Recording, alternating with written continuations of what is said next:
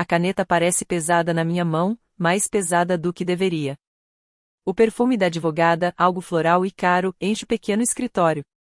Papéis farfalham quando ela desliza mais um documento sobre a mesa de mogno em minha direção. Do lado de fora da janela, a chuva de outubro bate no vidro como dedos impacientes. Meu celular vibra novamente. A tela se acende com o nome de Dominique. Já é a 47ª ligação desta semana. Eu não atendo. Faz 3 dias que não atendo. Senhora Patterson, diz a advogada. Sua voz é suave, mas firme. Profissional. A senhora tem absoluta certeza? Minha mão paira sobre a linha da assinatura. A tinta na ponta da caneta brilha sob as luzes do teto. Consigo sentir o cheiro do couro das cadeiras. O ar frio saindo da ventilação acima de mim. Ouço o relógio na parede marcando cada segundo com um clique quase imperceptível. 4 palavras. Foi só isso que bastou para destruir o mundo do meu filho. 4 palavras simples que mudaram tudo entre nós para sempre. Olá, espectadores, digam nos comentários de onde estão assistindo e que horas são aí. 3 semanas atrás, eu estava em um salão de festas a 4 horas de casa, observando as bolhas de champanhe subirem em taças de cristal. Eu via meu único filho rir com seus padrinhos, a gravata ligeiramente torta, do jeito que sempre ficava quando ele estava animado. Eu pensava em como ele estava bonito, em como o pai dele teria se orgulhado. Eu não sabia que, em menos de 1 hora, ele me pediria para ir embora. Que escolheria uma mulher que conhecia havia 2 anos em vez da mãe que o criou sozinha por 24. Que tudo que eu sacrifiquei não significaria nada quando realmente importasse. Mas essa não é o fim da história. É o começo. Porque, na manhã seguinte, quando meu celular tocou e vi o nome dele piscar na tela, quando ouvi ele dizer aquelas palavras, mãe, preciso dos documentos do imóvel, algo dentro de mim mudou. Algo frio, claro e definitivo. Eu assino meu nome. A caneta arranha o papel com um som que lembra tecido se rasgando. Corin Elizabeth Patterson. Cada letra é deliberada. Cada traço, permanente. E este segundo conjunto, diz a advogada, empurrando outro documento. Eu assino também. Depois um terceiro. Depois um quarto. Minha assinatura fica mais rápida a cada página. Mais segura. A advogada confere cada uma delas. A caneta dela se move com precisão treinada. Meu celular vibra outra vez. Dominique, ligação 48. Tem mais uma coisa, digo à advogada, com a voz firme. Quero fazer uma ligação. Ela balança a cabeça e desliza o telefone da mesa na minha direção. O fone está frio na minha mão enquanto disco o número que sei de cor. Chama 1 vez, 2, 3. Alô? A voz de Dominique está ofegante, desesperada. Mãe? É você? Olho para os documentos assinados espalhados sobre a mesa, para os olhos gentis da advogada, para a chuva que continua caindo do lado de fora da janela. Dominique, digo, escute com atenção. Vou dizer isso uma única vez. As palavras saem da minha boca. 4 palavras que vão assombrá-lo.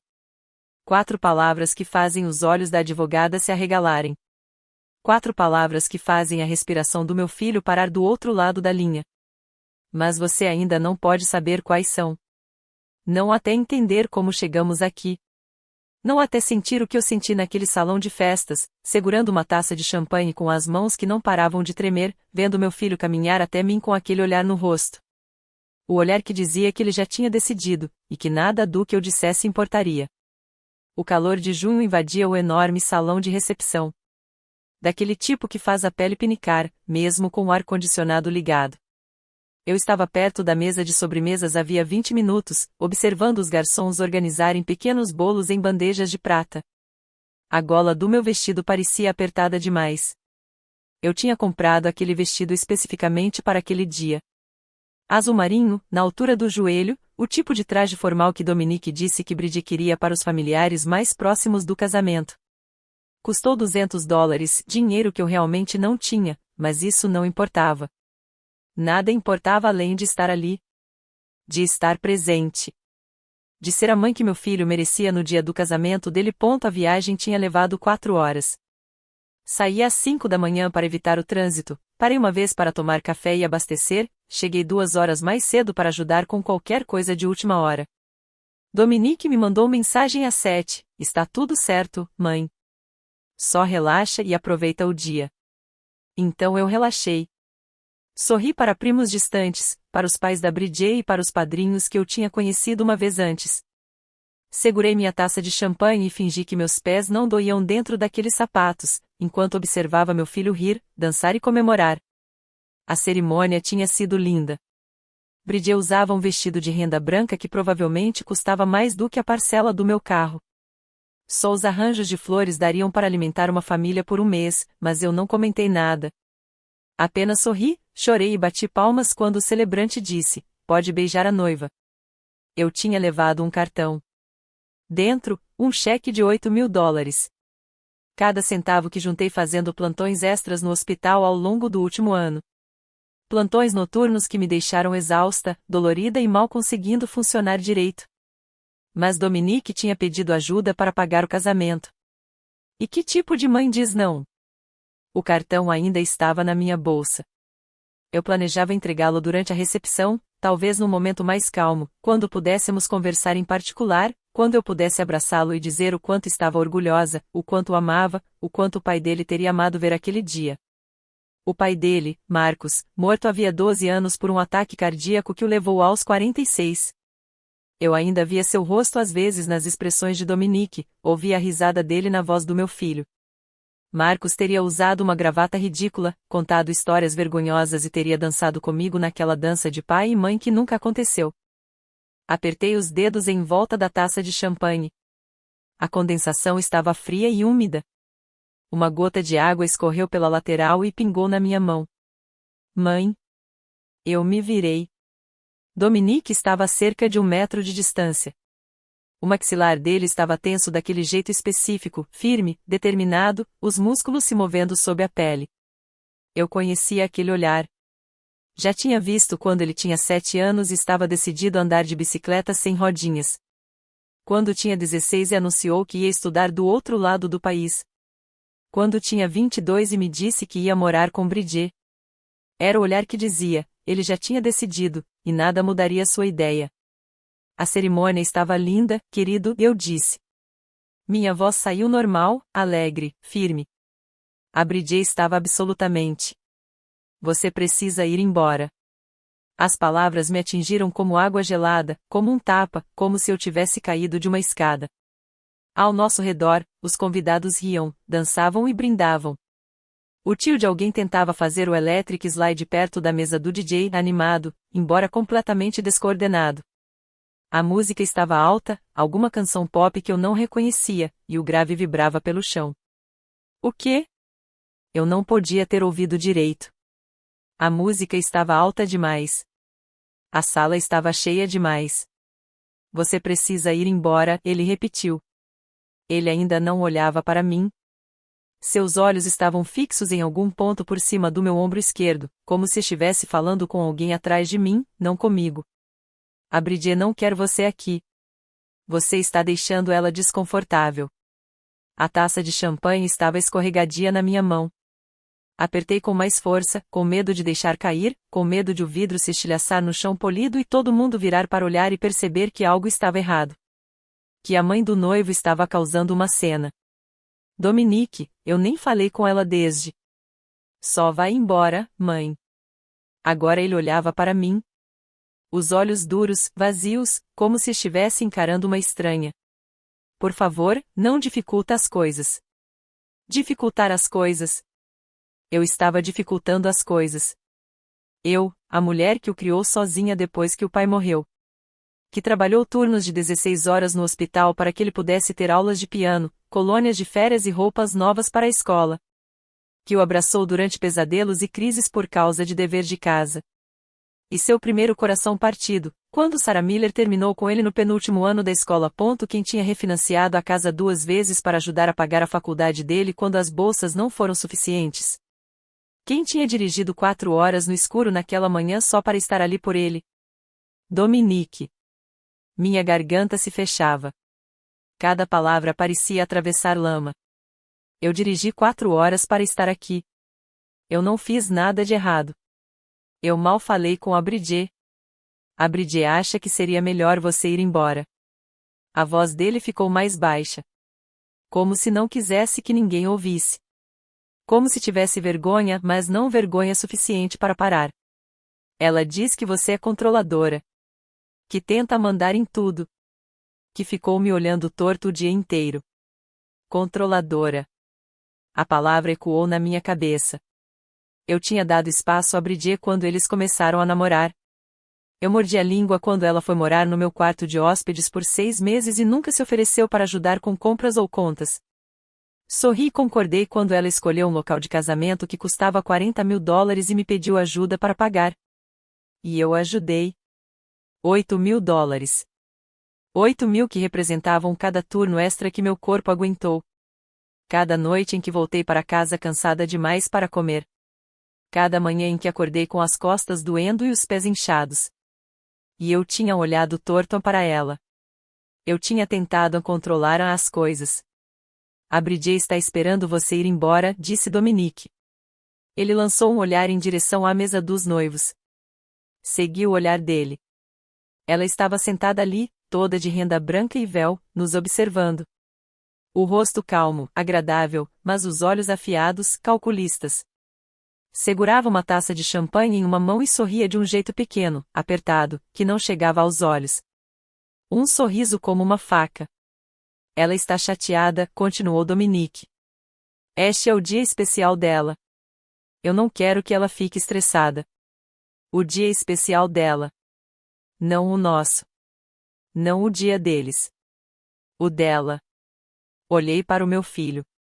Olhei de verdade. O homem que ele tinha se tornado.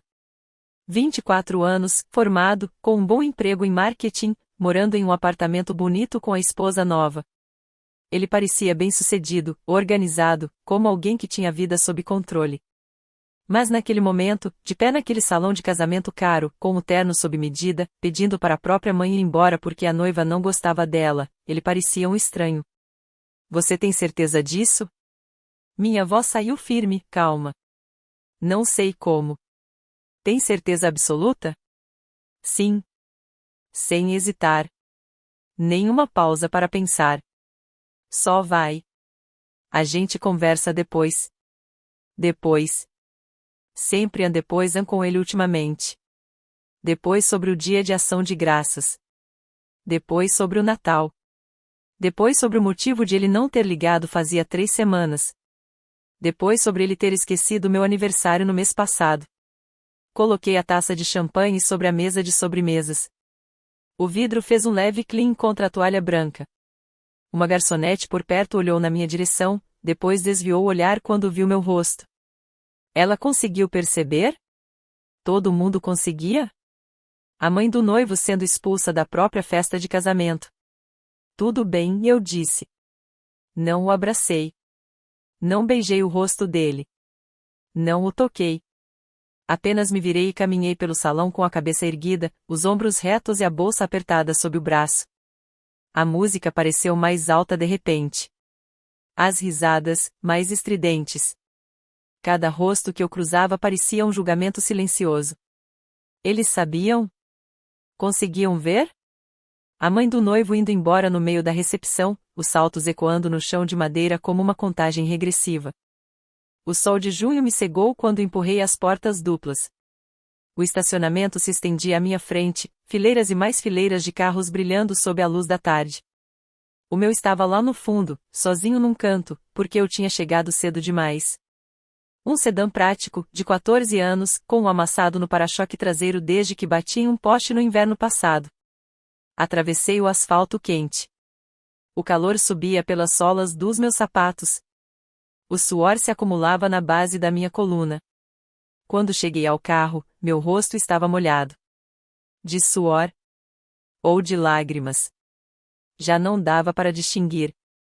Sentei no banco do motorista e liguei o motor. O ar-condicionado soprou ar quente no primeiro minuto, e depois foi esfriando, pouco a pouco. Eu conseguia ver o local da festa pelo retrovisor, um prédio bonito, com paredes de pedra, era subindo pelas paredes e janelas enormes. Lá dentro, meu filho estava comemorando, dançando, rindo, comendo comida cara, bebendo vinho caro e brindando ao futuro com a nova esposa. E eu estava sentada sozinha em um estacionamento, ainda com o cartão de $8.000 dentro da bolsa. 4 horas de caminho até em casa. Dirigi em completo silêncio. Sem rádio, sem podcasts, sem audiolivros. Apenas o som dos pneus no asfalto, o sopro dos carros passando e o ar-condicionado frio batendo no meu rosto ainda úmido. O sol atravessou o céu, se escondeu atrás das montanhas e desapareceu por completo, deixando só a escuridão e as luzes da estrada. Parei uma vez para abastecer. O posto estava vazio, exceto por um atendente adolescente que mal levantou o olhar do celular. Paguei, fui ao banheiro, comprei uma garrafa de água que não cheguei a beber. Depois voltei para o carro e segui dirigindo. A propriedade parecia diferente quando entrei na estrada de terra, perto da meia-noite. Ou talvez quem tivesse mudado fosse eu. A luz da varanda estava acesa. Eu tinha deixado ligada naquela manhã, que agora parecia outra vida. A casa estava quieta e escura, exceto por aquela única lâmpada. Ninguém me esperando. Ninguém para contar como foi o casamento. Ninguém para me abraçar enquanto eu chorava. Fiquei sentada no carro por muito tempo. Só olhando para a casa. A casa que comprei com Marcos 30 anos atrás, quando éramos jovens, imprudentes e tão apaixonados que mal conseguíamos pensar direito. A casa para onde levei Dominique do hospital. Onde comemoramos aniversários, natais, formaturas. Onde Marcos morreu ao meu lado, sua mão ficando fria na minha, enquanto eu gritava por ajuda. O jardim precisava de cuidados. Eu conseguia ver mesmo no escuro, os canteiros tomados pelo mato, os arbustos crescendo sem controle, as estacas da cerca perto do celeiro começando a apodrecer. O celeiro precisava de um telhado novo. 40 acres de terra. Na maioria dos dias, parecia grande demais. Trabalho demais. Memória demais. Mas era meu. Meu avô comprou essas terras em 1952. Meu pai cuidou delas por 40 anos. Marcos e eu transformamos aquilo em um lar. E algum dia, eu sempre tinha pensado, algum dia seria do Dominique. Saí do carro. O ar da noite estava fresco e cheirava a pinho e terra molhada. Os grilos cantavam na grama. Em algum lugar distante, uma coruja chamou. Caminhei até a varanda dos fundos, sentei nos degraus e não entrei. Eu não chorei. Não consegui. As lágrimas não vieram. Talvez estivesse cansada demais. Machucada demais. Vazia demais. Quando o céu começou a ficar cinza, fiz uma xícara de chá. Camomila. Marcos costumava tomar chá de camomila quando não conseguia dormir. Eu odiava o gosto naquela época, mas agora ele me lembrava dele. De nós dois sentados na cozinha às 3 da manhã, quando Dominique tinha cólica e não parava de chorar. Da gente rindo em meio ao cansaço, ao medo e à responsabilidade esmagadora de manter um ser humano minúsculo vivo. O sol nasceu em tons de rosa e dourado sobre as montanhas. Os pássaros começaram a cantar. O mundo acordou e seguiu em frente como se nada tivesse acontecido. Como se meu filho não tivesse acabado de despedaçar meu coração em pedaços pequenos o suficiente para escorrerem pelos dedos dele. O telefone tocou às 8h30. Eu estava de joelhos no jardim da frente arrancando ervas daninhas, a terra grudada debaixo das minhas unhas. O suor escorria pela minha testa, apesar da hora cedo. Minhas costas doíam por ter dormido na varanda, mas a dor física era quase bem-vinda. Algo real. Algo que eu conseguia entender. Puxei o celular do bolso. O nome de Dominique iluminou a tela. Por um segundo, pensei que talvez ele estivesse ligando para pedir desculpas. Para dizer que tinha cometido um erro. Para implorar perdão por me humilhar na frente de centenas de pessoas no próprio casamento. Por jogar fora 24 anos de amor incondicional porque a nova esposa não gostava de mim. Eu atendi. Mãe, oi. A voz dele estava leve, animada. Como se ontem não tivesse acontecido. Como se tivéssemos conversado na semana passada sobre coisas normais. Uma pergunta rápida. Você pode me mandar os documentos da propriedade? Eu me sentei para trás, apoiada nos calcanhares. Uma abelha zuniu perto da minha orelha e pousou no pé de lavanda ao meu lado. As flores roxas balançavam suavemente com a brisa leve. O sol da manhã aquecia meus ombros. Os documentos da propriedade, repeti. Minha voz soou estranha, distante, como se fosse de outra pessoa. Os do terreno no Colorado, ele disse com naturalidade, como se estivesse pedindo um livro emprestado. Eu e a Bridget estávamos conversando, e achamos que seria perfeito para um empreendimento imobiliário. O tio dela é empreiteiro, um cara bem-sucedido. Ele disse que a gente poderia dividir o terreno em lotes e construir umas 6 ou 7 casas. O mercado está ótimo agora. A gente podia fazer uma fortuna. Empreendimento. Dividir. 6 ou 7 casas. Na terra da minha família. Na terra do meu avô. Nos 40 acres que pertenciam à nossa família havia 70 anos. A abelha voou para outra flor, observei enquanto ela trabalhava, recolhendo pólen, indo de flor em flor simples. Com um propósito. Livre de traições.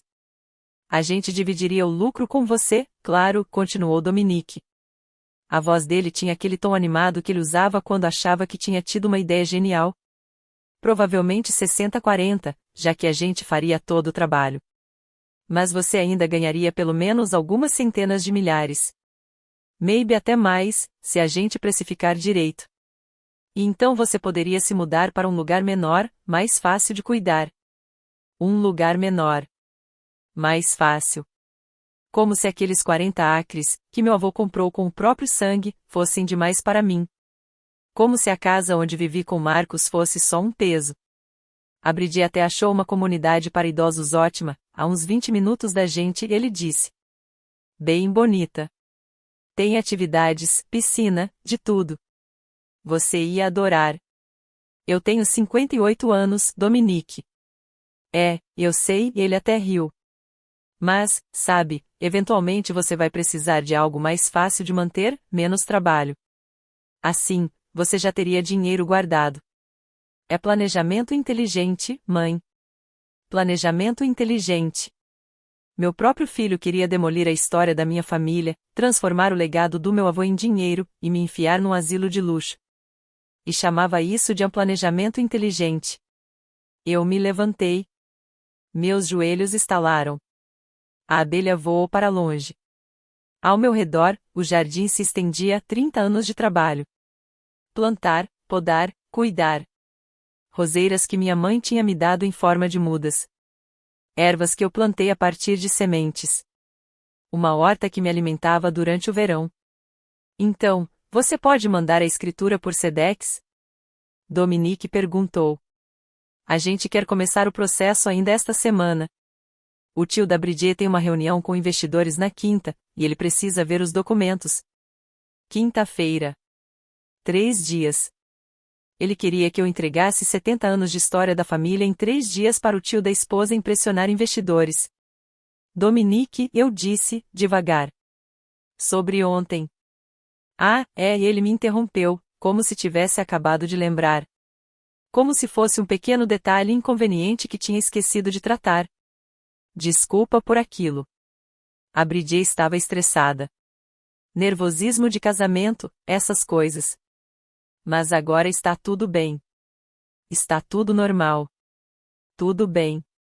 Ele tinha me humilhado, me feito dirigir 4 horas sozinha, me feito me sentir pequena, inútil, descartável. Mas agora estavam tudo bem porque ele queria algo de mim. E os documentos? A voz dele agora tinha um leve tom de impaciência. Você consegue mandar hoje? Posso te mandar o endereço para entrega expressa. Eu pensei no meu avô. Nas histórias que meu pai costumava contar. Como vovô trabalhava nas minas 16 horas por dia, no escuro absoluto. Como perdeu 3 dedos em um acidente quando minha avó estava grávida de 6 meses, mas voltou ao trabalho na semana seguinte porque eles precisavam de dinheiro. Como ele juntou cada centavo por anos até ter o suficiente para comprar aquela terra. $3.000 em 1952. Podia muito bem ter sido 3 milhões. Pensei no meu pai passando todos os finais de semana por 40 anos cuidando da propriedade. Construindo o celeiro com as próprias mãos ao longo de 3 verões. Plantando os carvalhos que agora se erguiam a quase 20 metros de altura. Criando algo permanente. Algo que não poderia ser tirado. Pensei em Marcos me fazendo prometer, no leito de morte, que manteria aquela terra na família. A mão dele fria na minha, a voz quase um sussurro. Não importa o que aconteça, Karen, não importa o que. Essa terra continua sendo nossa. E pensei no sorriso de Bridget enquanto assistia Dominique me expulsar. Aquele sorriso afiado, calculado, um olhar de vitória. Mãe? Você ainda está aí? Estou. Tá, ótimo. Então, você pode mandar os documentos hoje? A abelha voltou. Pousou em um grupo de margaridas de olhos pretos perto dos meus pés. As pétalas eram de um amarelo tão vivo que quase doía de olhar sob o sol da manhã. Os documentos da propriedade, eu disse de novo. Não como pergunta. Como afirmação. Isso. Quanto antes, melhor. O tio da Bridget está super animado com essa oportunidade. Ele acha que a gente pode começar as obras no outono, se corrermos. Começar as obras. Escavadeiras, equipes de construção, caminhões de concreto destruindo tudo que a minha família construiu. Os carvalhos do meu avô cortados. O celeiro do meu pai demolido. O campo onde Marcos me pediu em casamento coberto de asfalto. Mãe, você está me ouvindo? Você lembra do funeral do seu avô? Perguntei. Minha voz saiu baixa. Firme. Silêncio do outro lado da linha. Do funeral do seu pai, quando você tinha 20 anos, continuei. Você fez o discurso. Ficou na frente de umas 200 pessoas falando sobre o quanto essa terra significava para ele. Como ela representava tudo que era bom na nossa família, legado, sacrifício, proteger o que importa. Mais silêncio. Você prometeu que cuidaria disso, eu disse. Olhou bem para mim e para sua avó e prometeu que protegeria o que ele construiu. Você lembra disso? Mãe, aquilo foi diferente. A voz dele mudou. Ficou defensiva. Irritada. Eu era só um garoto. Você tinha 20 anos, respondi. Velho o suficiente para saber o que é uma promessa. É, mas as pessoas falam coisas em funeral. É emocional. Você não pode me cobrar isso. Você também disse que seu avô teria orgulho de você e eu interrompi. Que você garantiria que o legado dele continuasse. Que essa terra continuaria na nossa família por gerações. E vai continuar, Dominique rebateu. Vai ser minha um dia. Eu só estou tentando fazer ela funcionar pra gente agora. Tornar ela lucrativa. Transformar em algo útil, em vez de deixar ela parada. Parada. Como se 40 acres de terra protegida não valessem nada. Como se preservar a história da família fosse desperdício. Como se tudo pelo que meu pai e meu avô trabalharam fosse só um inconveniente esperando para ser vendido. Então você está dizendo não? A voz dele ficou fria. Dura. Você não vai mandar os documentos. Eu conseguia ouvir Bridget ao fundo. A voz dela, afiada, exigente. Ela está sendo difícil? Difícil. Era isso que eu era. Difícil por querer manter o legado da minha família intacto. Difícil por não concordar imediatamente em deixar destruir em 70 anos de história por dinheiro. Dominique, eu preciso desligar. Espera, mãe. A gente realmente precisa desses documentos. É uma oportunidade enorme. Você não quer que eu tenha sucesso? Eu quis que ele tivesse sucesso desde o dia em que nasceu. Quis com todas as forças. Sacrifiquei tudo. Minha carreira, minha vida social, minha saúde, minhas economias. Tudo que eu era foi dedicado a garantir que Dominique tivesse todas as oportunidades. E foi isso que ganhei. Um filho que me expulsou do próprio casamento e que, no dia seguinte, ligou exigindo que eu entregasse a terra da nossa família. Eu te ligo depois, eu disse. Quando? A impaciência deixou a voz dele afiada. Mãe, isso é urgente. A gente não pode ficar esperando. Eu desliguei. O telefone vibrou imediatamente com outra chamada. Eu ignorei. Tocou de novo. E de novo. E de novo. Quando terminei de arrancar todas as ervas daninhas do canteiro da frente, Dominique já tinha ligado mais 6 vezes. Ignorei todas. Entrei em casa e lavei as mãos. Fiz meu almoço. Sanduíche de atum, fatias de pepino e um copo de água gelada. Sentei na varanda dos fundos e comi devagar, observando os carvalhos balançarem com o vento. Meu celular vibrou. Uma mensagem. Eu olhei. Mãe, isso é ridículo. Me liga. Depois veio outra mensagem.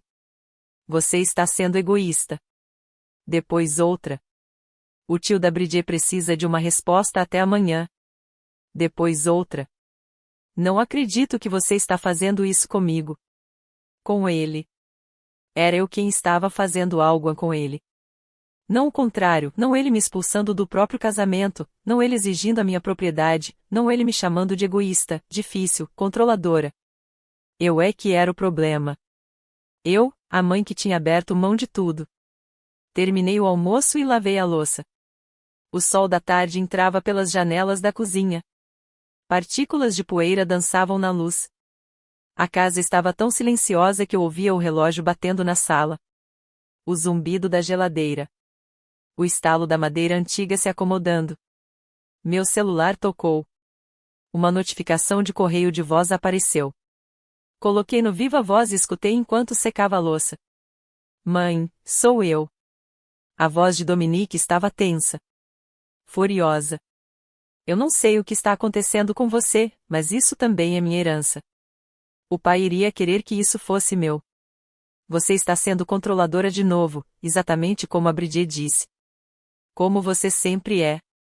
Só manda os documentos. Para de dificultar tudo. Apaguei o correio de voz. O telefone tocou novamente, imediatamente. Dessa vez, o nome dela. Bridget. Fiquei olhando a chamada tocar até cair na caixa postal. Depois ouvi a mensagem. Oi, mãe. Ela nunca tinha me chamado de a mãe antes. Sempre a Karen. A doçura falsa na voz dela me deu náuseas. Aqui é a Bridget. Acho que houve um mal-entendido. Eu e o Dominique te amamos muito, e só queremos o melhor para todo mundo. Esse projeto seria incrível para o seu futuro financeiro. Você poderia finalmente relaxar e aproveitar a aposentadoria. Podemos conversar sobre isso como adultos? Acho que a gente só precisa ter uma conversa calma, racional, como adultos. A mesma mulher que tinha me expulsado do casamento no dia anterior queria conversar como adultos. A mesma mulher que estava empurrando meu filho a tomar a terra da minha família queria uma conversa calma e racional. Apaguei aquela mensagem também. A noite chegou devagar, dourada. Fiz chá e me sentei na poltrona antiga de Marcos. O couro estava rachado, gasto nos lugares em que o corpo dele descansou por anos, mas, de algum jeito, ainda cheirava a ele café, madeira de cedro e lar. O que você faria? Perguntei ao silêncio.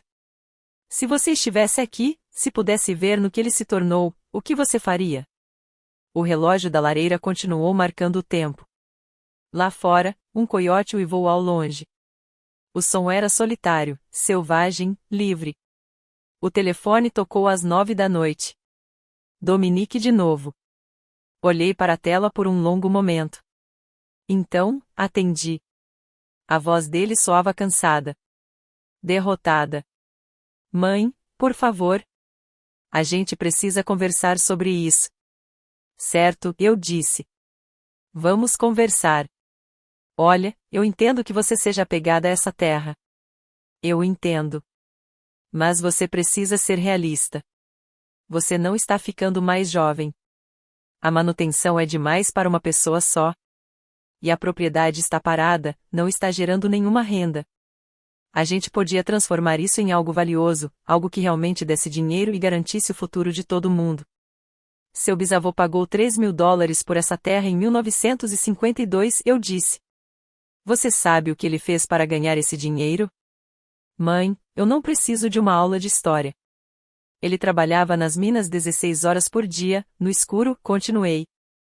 Ele perdeu 3 dedos em um acidente quando sua avó estava grávida de 6 meses. Mas continuou trabalhando porque queria dar algo permanente para a família. Algo que não pudesse ser tirado. Silêncio do outro lado da linha. Seu avô passou todos os fins de semana por 40 anos cuidando dessa terra, continuei. Ele plantou aqueles carvalhos para você, Dominique. Para os netos dele. Para os bisnetos.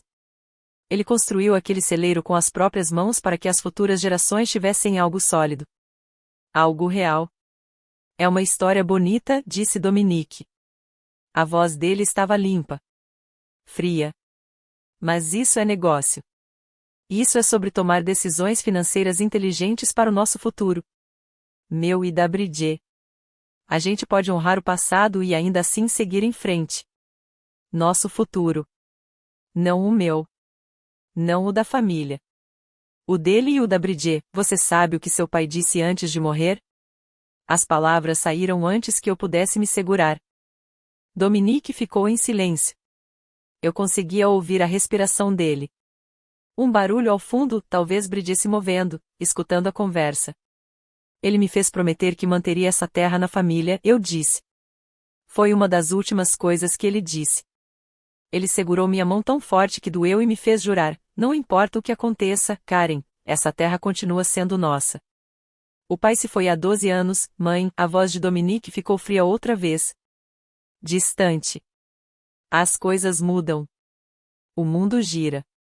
Você não pode viver no passado para sempre. As coisas mudam.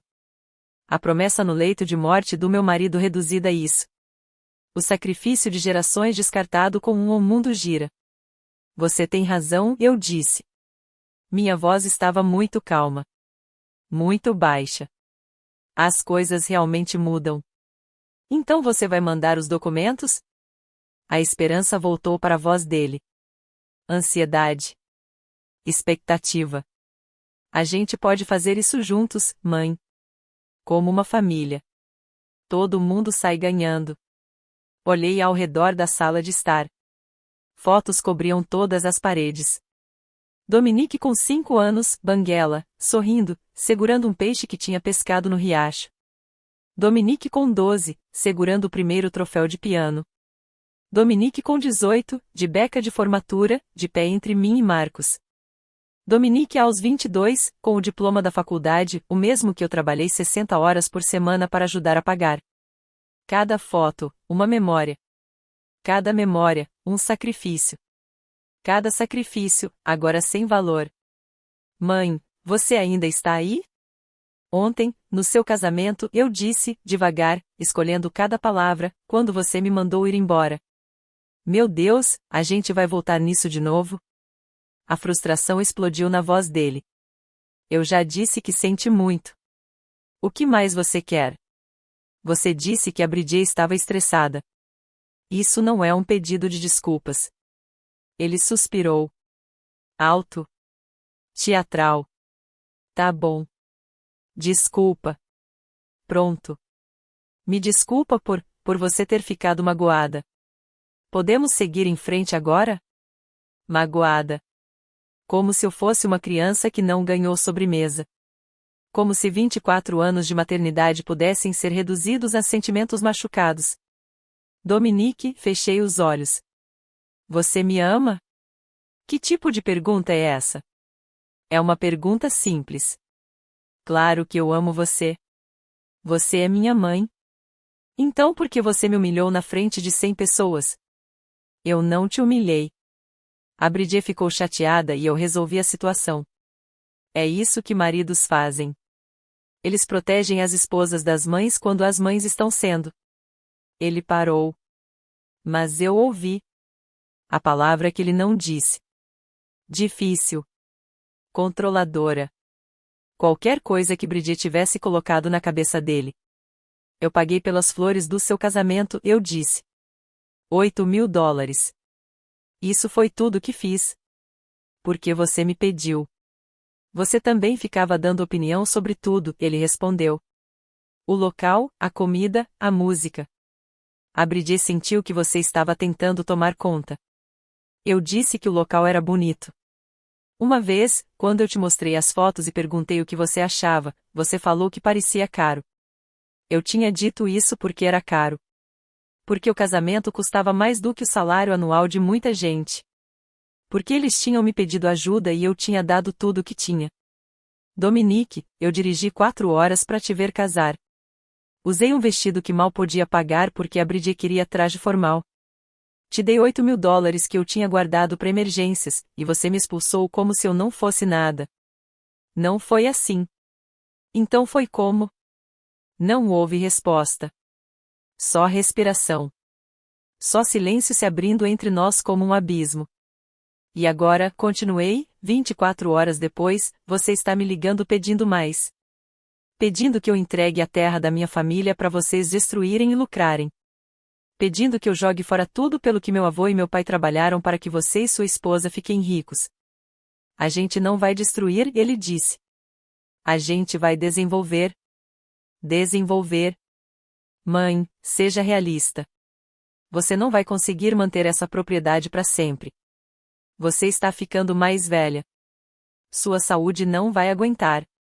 Algum dia você vai precisar de ajuda e eu não vou poder.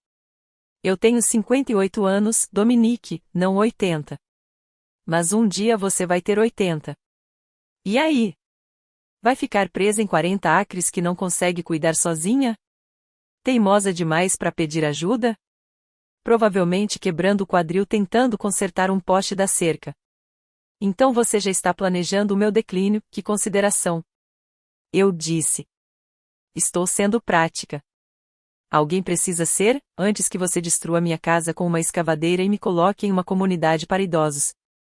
Antes que tudo vire uma crise. Uma crise. Minha vida era uma crise prestes a acontecer. Minha casa era um fardo. O legado da minha família, um inconveniente. A resposta é não, eu disse. As palavras saíram firmes. Finais. O quê? Ele reagiu. Não.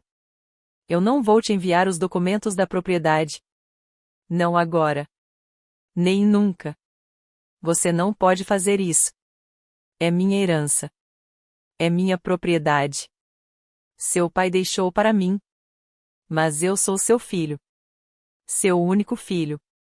Para quem mais você ia deixar? Eu ainda não sei. Mas não será para alguém que me expulsa do próprio casamento e no dia seguinte me liga exigindo que eu entregue a terra da minha família. A voz dele ficou gelada. Gelada como gelo. Você vai mesmo fazer isso por causa de um erro? Um erro. 24 anos de amor e sacrifício. Reduzidos a um erro. Uma vida inteira colocando ele em primeiro lugar, resumida a ser mesquinha e vingativa porque meus sentimentos se machucaram. Adeus, Dominique. Mãe, espera. Ele implorou. Se eu desligasse, desliguei. O telefone imediatamente começou a tocar de novo. Desliguei e coloquei virado para baixo sobre a mesa. O silêncio foi chocante. Completo. Sentei na poltrona de Marcos e escutei a casa se acomodar ao meu redor. A madeira antiga rangendo, o vento sacudindo as janelas, o zumbido da geladeira na cozinha. Não chorei. Ainda não conseguia. As lágrimas estavam trancadas em algum lugar profundo, atrás de uma parede de entorpecimento que não cedia. Passei a noite dormindo na poltrona. Quando acordei, a luz pálida da manhã já entrava pelas janelas, meu pescoço estava rígido, minhas costas doloridas, e o telefone ainda desligado sobre a mesa. 3 dias se passaram assim. Trabalhei no jardim. Limpei a casa. Andei pela propriedade de ponta a ponta, tocando as árvores que meu avô plantou, passando a mão pelas paredes do celeiro que meu pai construiu. Visitei o túmulo de Marcos, sob o salgueiro, e contei tudo. Não sei o que fazer, disse a lápide. As letras do nome dele, esculpidas, ásperas sob meus dedos. Não sei como consertar isso, mas talvez não possa ser consertado. Talvez algumas coisas, uma vez quebradas, permaneçam quebradas para sempre. No 4º dia, liguei o telefone de novo. 47 chamadas perdidas, 32 mensagens de texto, 15 mensagens de voz. Não li ou ouvi tudo, mas vi o suficiente. As mensagens de Dominique começaram com raiva, depois desespero, e voltaram à raiva. Ameaças misturadas com pedidos, misturadas com culpa. Você vai se arrepender disso. Vou contestar o testamento do pai. Você não pode me impedir de receber o que é meu. Por favor, mãe, eu imploro. O tio da Bridget está realmente irritado. Você está destruindo tudo. Eu te odeio. Desculpa, não quis dizer isso. Por favor, me liga de volta. As mensagens de Bridget eram mais calculadas, manipuladoras, falando sobre família, amor e perdão, deixando claro que nada disso importava se eu não desse a eles o que queriam. Uma mensagem de voz de Dominique me parou. Fiz questão de sentar nos degraus da varanda e ouvir até o final. Mãe, a voz dele estava quebrada, trêmula, eu sei que você está brava. Eu sei que errei, mas por favor, eu sou seu filho. Eu sou tudo o que você ainda tem. Não desperdice isso por causa de um pedaço de terra. É só terra. Somos família. Isso deveria significar alguma coisa. Só terra. Os 40 acres que meu avô quase morreu para comprar. A propriedade que meu pai dedicou a vida inteira para cuidar. A casa que compartilhei com Marcos. O lugar onde todas as memórias importantes da minha vida aconteceram. Só terra. Apaguei a mensagem de voz. Peguei o carro e dirigi até a cidade. O escritório da advogada ficava na rua principal, acima da loja de ferragens. Eu já tinha usado seus serviços antes, quando Marcos morreu, quando refinanciei a casa. O nome dela era Patrícia Nolan. Inteligente, minuciosa, sem perder tempo com conversas fiadas. Curin, ela disse, levantando-se quando entrei no escritório, eu não estava esperando você. Está tudo bem? Não, eu disse. Mas vai ficar. Contei tudo a ela, o casamento, a ligação, a propriedade, as exigências de Dominique, a manipulação de Bridget e os 70 anos de história da minha família que eles queriam destruir por dinheiro. Patrícia ouviu sem me interromper.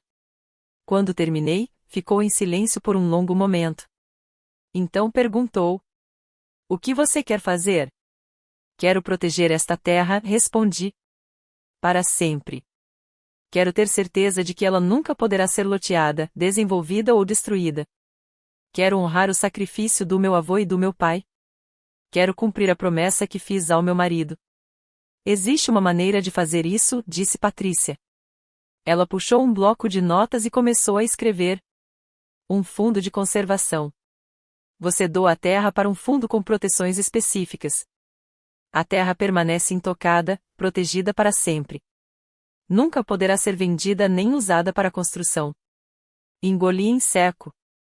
E o Dominique? Perguntei. Ele não terá nenhum direito. A terra pertencerá ao fundo. Não a você. Não ao seu espólio. Ela sai completamente do seu testamento. Fica protegida para sempre. As árvores do meu avô continuariam crescendo. O celeiro do meu pai continuaria de pé. O campo onde Marcos me pediu em casamento permaneceria selvagem e belo. E Dominique não teria nada. Em quanto tempo podemos fazer isso? Perguntei. Posso preparar os documentos até amanhã. Você vai precisar assinar na frente de um tabelião. Depois, registramos no estado. É permanente, Karen. Depois de assinar, não há volta. Ótimo, eu disse. É isso que eu quero. Permanente. Saí do escritório dela e dirigi para casa sob o sol da tarde. As montanhas recortavam o céu azul.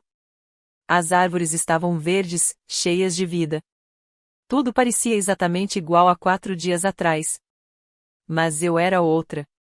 Naquela tarde, sentei na varanda dos fundos com uma xícara de chá e observei o sol se pôr. Meu telefone tocou 2 vezes. Dominique, nas 2. Não atendi. Eu não tinha nada a dizer a ele. Ainda não. Na manhã seguinte, Patrícia ligou. Os documentos estão prontos. Você pode vir hoje? Eu estava lá em menos de 1 hora. Os papéis eram grossos, dezenas de páginas de linguagem jurídica, condições e proteções. Patrícia me guiou por cada seção, cada cláusula, cada detalhe de permanência. Depois de assinar, ela disse de novo: não tem como desfazer. A terra pertencerá ao fundo. Você não poderá vendê-la, nem desenvolvê-la, nem repassá-la a herdeiros. Eu entendo. Você não poderá mudar de ideia. Eu sei. Ela me entregou uma caneta. Era pesada, cara, o tipo de caneta que significava alguma coisa. Assinei meu nome, Karen Elizabeth Patterson. Na primeira página, depois na segunda, depois em mais 5 páginas. Cada assinatura era um prego em um caixão. Cada assinatura, uma proteção. Cada assinatura, uma promessa cumprida. Está feito, disse Patrícia. Ela testemunhou minhas assinaturas e depois lacrou os documentos em um envelope. Vou registrar isso no estado ainda hoje. O fundo estará oficial até o fim da semana. Meu celular vibrou dentro da bolsa. Tirei-o. Precisa atender? Perguntou Patrícia. Sim, respondi. Acho que preciso. Coloquei no viva voz, para que Patrícia pudesse ouvir. Mãe, a voz de Dominique estava rouca, desesperada. Por favor. A gente pode resolver isso.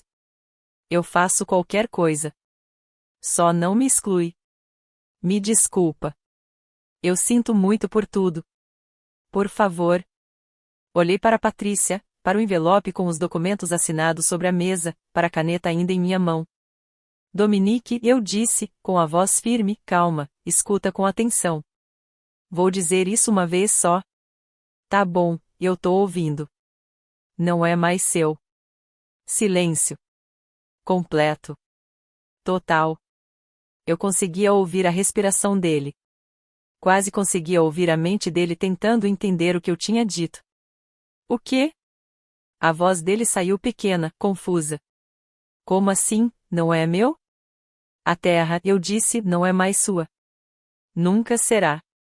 Eu doei para um fundo de conservação. Os papéis foram assinados há uma hora. A terra está protegida para sempre. Nunca poderá ser vendida, loteada ou desenvolvida. Mais silêncio. Você não pode fazer isso, ele murmurou. Já fiz isso. Mas essa é a minha herança.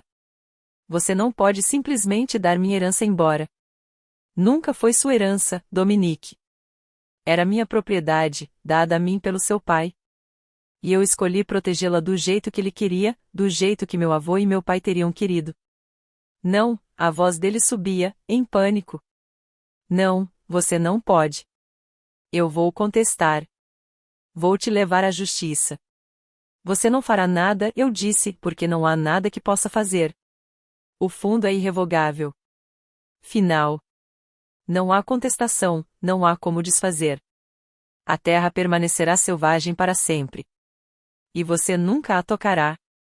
Eu podia ouvir Bridie ao fundo, a voz dela cortante e zangada. O quê? O que ela fez? Você me expulsou do seu casamento, continuei. Me humilhou na frente de 100 pessoas porque sua esposa não gostava de mim. E no dia seguinte, ligou exigindo que eu entregasse o legado da minha família para que vocês pudessem destruí-lo por lucro. Você realmente achou que não haveria consequências? Mãe, por favor. Meu avô perdeu 3 dedos trabalhando nas minas para comprar esta terra. Meu pai passou 40 anos mantendo-a. Seu pai me fez prometer que a protegeria, e eu cumpri essa promessa, mesmo de você. Você está escolhendo a sujeira em vez do seu próprio filho. A voz dele quebrou. Quebrou de verdade. Isso é o que você está fazendo.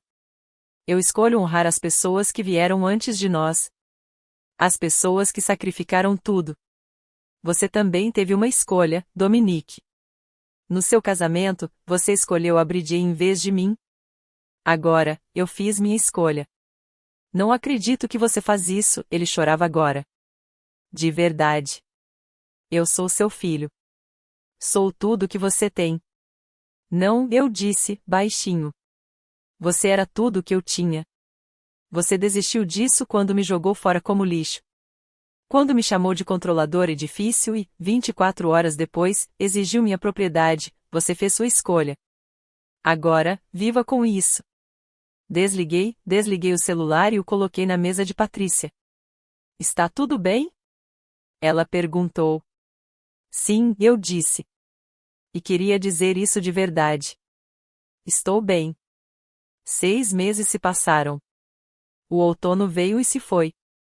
O inverno chegou com neve cobrindo a propriedade em silêncio branco. As ligações de Dominique eventualmente pararam. As mensagens de texto desapareceram. Os áudios desesperados cessaram. Mas os e-mails começaram, enviados pelo advogado dele, ameaçando ação legal, alegando influência indevida e exigindo, reverta a doação ao fundo de conservação. Patrícia cuidou de tudo, cada e-mail, cada ameaça, cada tentativa desesperada de desfazer o que não podia ser desfeito. O advogado dele disse que a Bridget o deixou, Patrícia me contou em fevereiro. Estávamos tomando café no escritório dela, discutindo a papelada final do fundo. Ela entrou com o pedido de divórcio há 2 meses. Não me surpreende, eu disse. Ela queria dinheiro. E quando ele não apareceu, por que ela ficaria? O advogado dele disse que ele quer se reconciliar com você. Que percebeu os erros que cometeu. E você disse a ele o quê? Que toda comunicação passa por mim. Que você não tem interesse em contato agora. Que se ele quiser manter uma relação com você, precisa respeitar seus limites e dar espaço. Eu tomei um gole de café. Pela janela, a Main Street estava tranquila. Alguns carros passavam. Um casal caminhava de mãos dadas. A vida normal continuava. Tem outra coisa, disse Patrícia. Algo que preciso te contar. Olhei para ela. Ela puxou outro arquivo, abriu e deslizou um documento pela mesa. Seu testamento, disse ela. Aquele que você atualizou 10 anos atrás, depois que Marcos morreu. O que tem ele? Eu me lembro do que fiz? Franzi a testa. Eu deixei tudo para Dominique. Ele era meu único filho, meu único herdeiro. Quase, Patrícia bateu no documento. Você deixou seus bens pessoais para Dominique. Suas economias, seu carro. Mas a propriedade, a terra, você deixou para um fundo de conservação. Montou isso anos atrás, só nunca havia ativado. Olhei para o papel, para minha assinatura no final. Para a data, março de 2017. 2 anos depois da morte de Marcos. Eu não me lembro disso, disse, devagar. O advogado do Marcos sugeriu, explicou Patrícia. Como uma proteção, caso algo acontecesse com você antes de Dominique ser maduro o suficiente para compreender o valor daquela terra. Era uma contingência, uma rede de segurança. Li o documento inteiro, palavra por palavra, cláusula por cláusula. Patrícia estava certa. Eu havia criado um fundo de conservação anos atrás como um plano de emergência. Se eu morresse, a terra iria automaticamente para o fundo. Dominique ficaria com todo o resto, mas não com a propriedade. Por que você não me contou isso antes? Perguntei. Porque você não precisava antes. Você estava cuidando da doação pessoalmente. Mas isso mostra algo importante, Karen, disse ela. Mostra que você vem protegendo essa terra há anos. Que sua decisão recente não foi tomada por raiva ou vingança. Foi o resultado de anos de planejamento cuidadoso. Afundei na cadeira e olhei pela janela para o céu cinzento de fevereiro. Eu tinha me esquecido disso. O advogado do Marcos sugeriu logo após o funeral. Eu estava tão entorpecida, apenas assinei o que ele colocou à minha frente. Mas você assinou, disse Patrícia, com gentileza. Alguma parte de você já sabia, mesmo naquela época. Mesmo quando Dominique ainda era jovem, muito antes de se casar com Bridget. Alguma parte de você sabia que essa terra precisava ser protegida. Talvez ela estivesse certa.